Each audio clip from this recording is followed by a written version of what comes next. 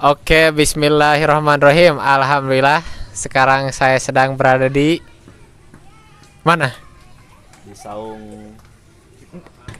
Kampung Cikulahan, desa. Desa Desa Caringin. Caringin di atas. Caringin. Jelas cinta.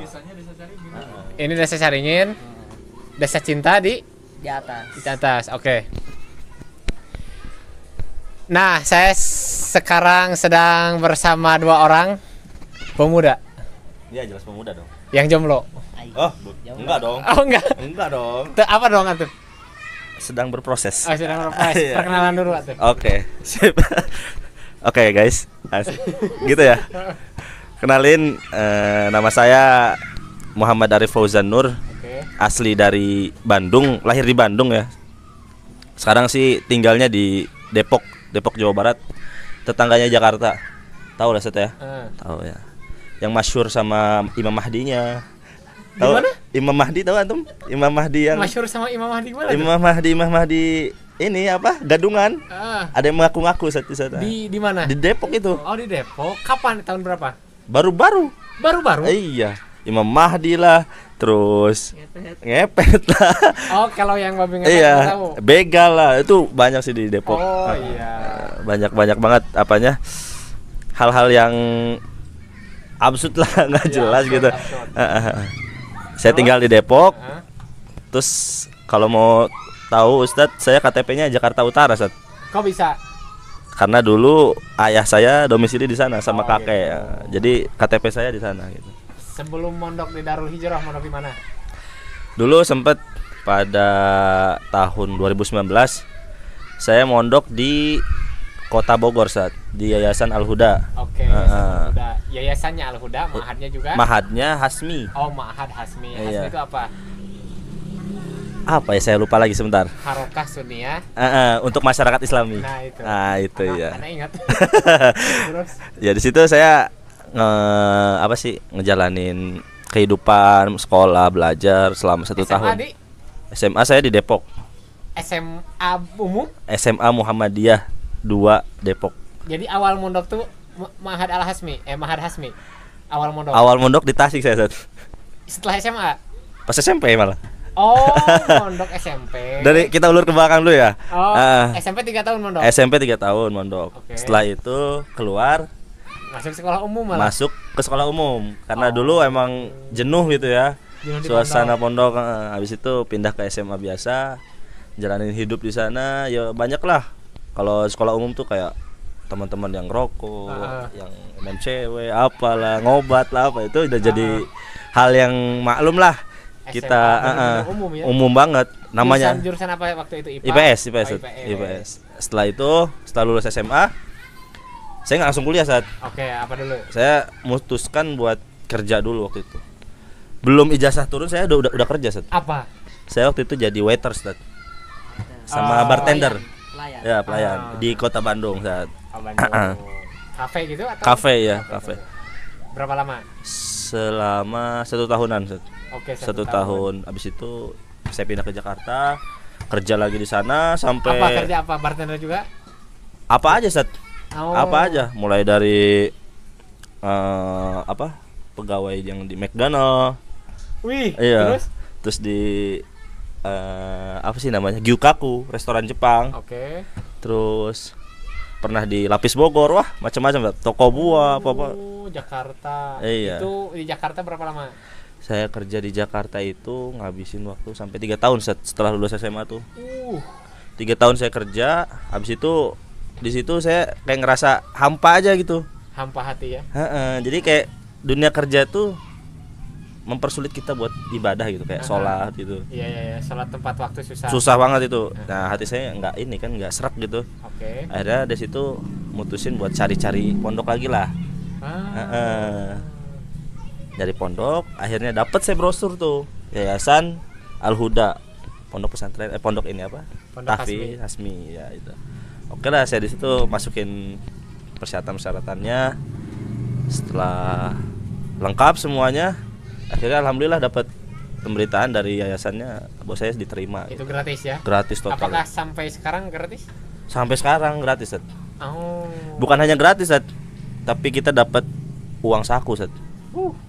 Uang saku tiap bulannya tuh 100.000. Jadi 100.000 itu nggak 100.000 tok kita dikasih gitu, cuman dibagi-bagi. Jadi yang 30.000-nya buat laundry, terus yang 70.000-nya buat akhir masa pendidikan kita nanti. Jadi setelah kita lulus kita dapat uang gitu, Zat. Dapat antum.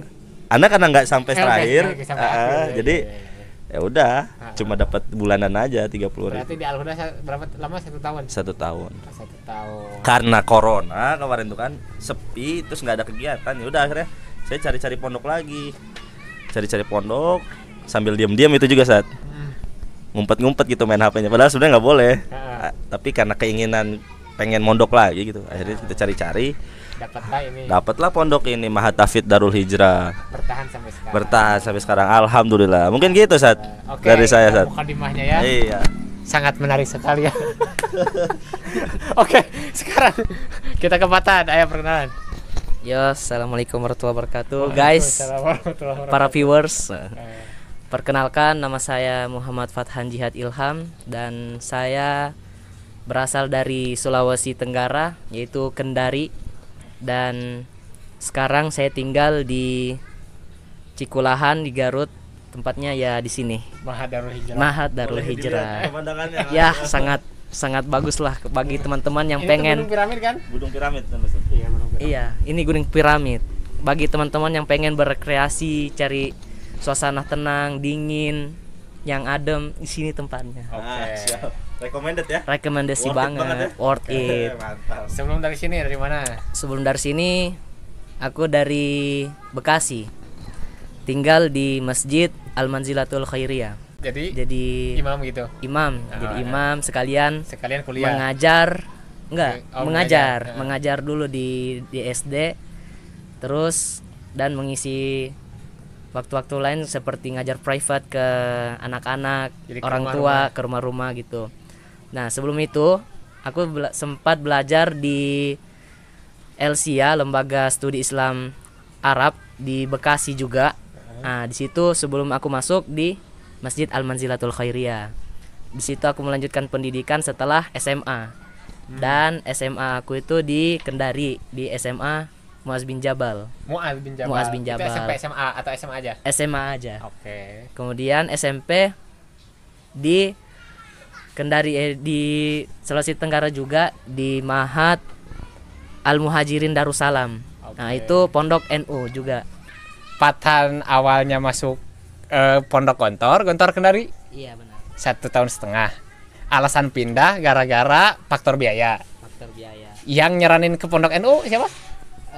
Saya sendiri. Oh, nyari sendiri ya. Nyari sendiri. Nyari sendiri, alhamdulillah gratis. Gratis. Makan gratis, pendidikan gratis, tempat tinggal gratis. Semuanya gratis. Oh, semuanya free sampai lulus SMP. Sampai lulus SMP. Terus beres SMP mau masuk pondok lagi. Itu direkomendasiin sama tante. Yang penting mau masuk pondok yang nggak ada tahfidz Qur'annya. Enggak ada tahfidz Qur'annya. Oke, ternyata direkomendasiin sama tante itu ada pondok yang ada orang Arabnya. Akhirnya masuklah karena penasaran. Karena penasaran kenapa ada orang Arab di sana. Oh iya. Oke, pas masuk ternyata bener ada orang Arab. Ada. Ternyata baru tahu di dalam ada tahfidz. Ada tahfidz Qur'annya. Lulus tuh udah ngapal berapa juz yang udah disetorin? Sekitar 8 juz. Itu targetnya segitu. Target di sekolah itu 9 juz, tapi aku bisanya 8 juz. Oh. Karena itu faktornya malas ngapal. Iya, oke. Nah, beres di Muad bin Jabal, ada ustadz di situ lulusan Elsia, rekomendasiin ya Elsia Bekasi ya, Lembaga Studi Arab Islam. Studi Islam Arab. Islam Arab. Di Elsia 1 tahun, Kemudian terus kerja di Bekasi. pas kerja hati kering. Hati kering, cari pengennya banyak duit. Duit Gimana? duit ada, Duit tapi ibadah ibadah nggak ada. ibadah tertinggal ya. Tertinggal. Akhirnya video callan lah sama Rijal yang lagi mondok di Garut ini Darul Hijrah. Video callan, terus diajak, diingetin sholat apa ya, buat apa itu, buat apa kerja, ayo mondok aja dulu kan gitu, sholatnya biar terjaga, itu ya bener pengaruh teman ya. Benar. Lingkungan sekitar. Jadi bagi kalian nih yang punya teman, coba video call dia, Ingatkan. telepon dia. Siapa tahu dia udah belok jalannya gitu. antum tarik lagi gitu kan. Seperti patahan ini hampir aja belok ya. Udah Udah belok. Lagi di perjalanan belok sebelum semakin jauh ya. Iya. Alhamdulillah itu baru beberapa bulan ya. Alhamdulillah. Gitu. Beberapa bulan ke belakang lah. Beberapa bulan cuma di dunia kerja akhirnya ke dunia pondok lagi. Benar. Nah, barusan kita lagi ngomongin tentang rokok yang gak kerekam tuh. Iya. Jadi gini teman-teman, Ozan dan Fathan dan Ana itu udah terpapar rokok. Ozan mah SMA, Fathan mah SD. Kelas 4 lagi. Justru untung pas SD karena fisik masih lemah. Masih lemah. Sehingga reaksi tubuh tuh bener-bener sakit. Parah. Batuk dulu ada pun gitu terpapar tuh alhamdulillah pas SD akhirnya gak kecanduan. Rata-rata tuh yang kecanduan tuh justru terpapar pas SMA. Benar. Benar banget. Awal ngerokok tuh dia SMA, sakit paling 2 hari. Iya. Anda dulu sampai berminggu-minggu, mungkin 2 pekan, 1 sampai 2 pekan. Orang tua marah-marahin, kenapa sana? Ya diajak merokok. Oh, pantesan itu jangan merokok lagi. Oh ya, anak nurut karena anak kerasa sakitnya. Iya benar. Patan juga habis sekelas 4 terpapar rokok, udah enggak lagi karena langsung sakit. Nah, kalau Ozan terpapar rokok, ada batuknya, tapi lanjut. Kenapa lanjut? Tadi dijelasin karena image-nya rokok tuh jantan, laki banget, terus gak rokok gak asik. Bener banget, Sat. Gitu. Akhirnya orang-orang merokok. Nah, terus pertanyaan selanjutnya. Ada penyesalan gak merokok itu? Pas kenapa sih dulu anak merokok gitu? Padahal kan kalau gak merokok anak tetap hidup gitu kan. Ada penyesalan gak? Nggak sama sekali, Sat. Nggak sama sekali, jujur ya. Justru emang kayak udah jadi lifestyle gitu, Sat. Jadi kalau nggak ngerokok tuh kayak kurang, Sat. Jadi apa ya? Ada pernah nih teman ayah saya ya. Dulunya ngerokok pas masa kuliahnya. Jadi setelah nikah punya anak, berhenti ngerokoknya. Apa yang terjadi, Sat? Apa? Badannya membengkak, Sat. Gendut gitu maksudnya. Gitu. Iya. Jadi kata ayah anak nih, jadi si rokok nih ketika kita banyak makan, banyak kalori yang kita masukkan kayak karbohidrat kayak apa gitu. Terus kan kalau nggak ada pembakar lemak, pasti kan ngembang gitu. Jadi si rokok ini fungsinya untuk membakar lemak-lemak yang ada di tubuh gitu, untuk menstabilkan gitu. Dari dulu sampai sekarang rekor antum ninggalin rokok berapa lama rekornya? Yang paling lama rekornya yang ini, Sat. Pas awal-awal saya masuk ke Al-Huda. Berapa lama tuh? 2 bulan, Sat. Oh, 2 bulan ninggalin rokok. 2 bulan. Dan itu ada tapi tetap ada enak-enaknya saat beres makan. Enak, Sat. Oh. Terus lihat ke badan jadi lebih cabi gitu. Oh. Gitu. Lebih cabi, benar lebih cabi. Jadi antum gak ada niat untuk berhenti total gitu sampai mati, gak mau, atau mau gak apa-apa merokok sampai mati atau gimana? Jadi gini, Sat. Kan Allah ciptakan tembakau ini kan pasti ada manfaatnya dong. Terus? Ya kan? Fungsi utama tembakau ini untuk apa, Sat? Ketawa ada? Pasti ada fungsinya dong. Fungsi utamanya pasti buat rokok lah. Terus? Buat dibakar, terus kita hisap. Kalaupun fungsi utama tembakau ini adalah buat nyambal, buat lalap, buat apa, terus kita rokok, itu namanya penyalahgunaan, Sat. Oh, gitu. Nah iya, kayak sama kayak ganja kan? Ganja fungsi utamanya kan obat bius.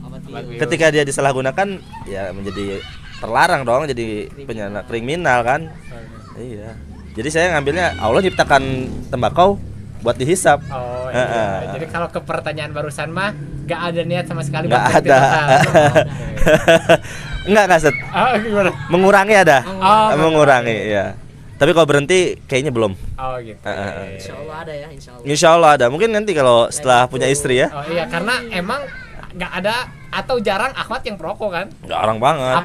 Apalagi orang soleha. No, bener banget. Kan rata-rata kalau udah cewek tuh merokok tuh udah bangor banget itu. Iya, pasti. Ana nggak cuma ngerokok, Sat. Apa? Ana dulu SMP pernah. Apa? Nyobain miras. Oh gitu. Iya. Jadi kejadiannya gini, kita lagi ngumpul-ngumpul, Sat, malam-malam tuh. Ya emang karena pondok lagi libur ya. Terus pondok ya? Pondok, Sat. Sama teman-teman. Iya. Bergabung sama anak-anak kampung, kampung situ. Iya. Lagi nongkrong, kita ya diajak main gitu, ngobrol-ngobrol. Terus dia tiba-tiba ngeluarain ini, Sat. Mirasnya nggak cuma miras biasa, Sat. Mirasnya luar biasa, Sat. Mirasnya jadi ada aqua botol, aqua botol, airnya setengah, terus diisi sama alkohol 70% buat ini, Sat. Alkohol Indomaret itu yang buat luka. Iya. Terus. Terus dimasukin ke situ, dicampurin sama air, ditambah kuku bima 1 saset. Di situ Ana disuruh minum, Sat. Antam belum tahu. Belum tahu. Oh, terus. Minum. Ana cobain kan. Segini, Sat, Ana cobain. Terus. Dari situ Ana Pas coba. itu rasanya apa kayak kuku bima aja biasa? Enggak, Sat. Oh, gimana? Jauh, Sat. Sakit. Oh, sakit tenggorokan. Kayak masukin beling, Sat. Oh. Asli. Sampai sini, Sat. Wah. Robek. Ada situ Ana taubat langsung pulang ke kamar kan. Oh iya. Langsung Ana nggak mau lagi. Nah, kalau alkohol itu saya udah nggak sama sekali, Sat. Iya ya. Kita dapat faedah bahwa pondok tuh bisa terpapar dengan itu ya. Bisa banget. Anak-anak pondok tuh bisa terpapar dengan itu. Jadi ini kewaspadaan bagi kita untuk ya tentu saja memilih pondok yang agak lumayan ketat, dan kita misalnya kalau ada para ustadz, para guru, musyrif pondok, ya bener-bener harus dijagain anak-anak santrinya. Apalagi pondok yang nggak punya pagar, jadi interaksi sama anak kampung. Iya, benar. Bener itu bisa terpapar, ya minimal terpapar rokok lah kan. Iya.